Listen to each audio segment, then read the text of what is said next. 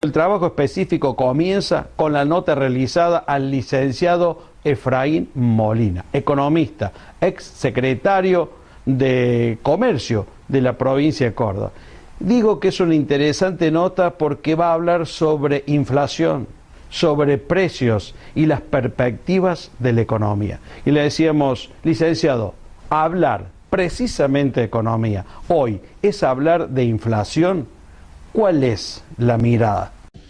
Indudablemente que se siente, Carlos, el impacto de lo que significa el aumento general de precios en la economía durante estos últimos tiempos, que se ha acelerado también, producto de los aumentos de las tarifas en los servicios públicos, el aumento en el combustible también que se ha hecho una constante durante los últimos meses ya con 4 aumentos, y cómo repercute eso también sobre los alimentos, bebidas, vestimenta y los demás elementos que son de consumo familiar, indudablemente que también en el interior se siente y mucho.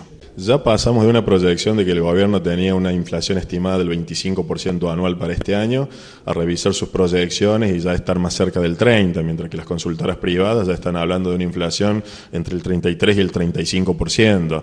Entonces se espera que pueda existir una desaceleración a partir de las medidas que está tomando el gobierno nacional, pero como todo, hay que transcurrir todavía los meses que quedan de acá hasta junio y después ver qué pasa con la economía en el segundo semestre. ¿Los consumidores cuidan de comprar bien o realmente no pueden detener la marcha de la suba? Se hace muy difícil, a veces más allá de que algunas entidades de consumidores, por ejemplo, la semana pasada estaban llamando también al boicot en contra de los supermercados, de las grandes superficies, sobre todo como formadores de precios, para tratar de producir una baja y una merma. Lo cierto es que eso tuvo un efecto mínimo, una escasa incidencia, y el consumidor a veces tiene pocas alternativas, más que tratar de buscar algún tipo de ofertas, tratar de sustituir determinado tipo de bienes que se van encareciendo por segundas o por terceras marcas. Entonces trata dentro de su margen de acción de tratar de buscar algunas nuevas alternativas.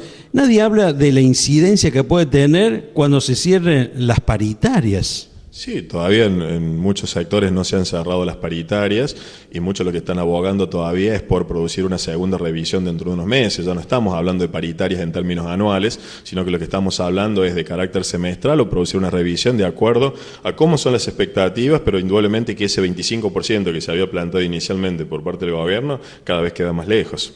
Pero el aumento de los combustibles, hay algunos que no le creen que no vaya a seguir aumentando, y eso también habla de inflación constante. Sí, o incluso mismo en el caso de las tarifas, y el mismo caso del ministro de Aranguren, donde había existido por ahí una contradicción con lo que había dicho el ministro Pratgay, de que ya no iba a existir nuevos ajustes tarifarios. El ministro Aranguren dejó trascender la posibilidad de que puedan existir nuevos ajustes, sobre todo lo que se refiere a electricidad y gas, y eso repercute más allá de los beneficios que el gobierno ha anunciado por los sectores de menores ingresos, de que eso tiene una repercusión. Y lo que citaba anteriormente, el precio del combustible.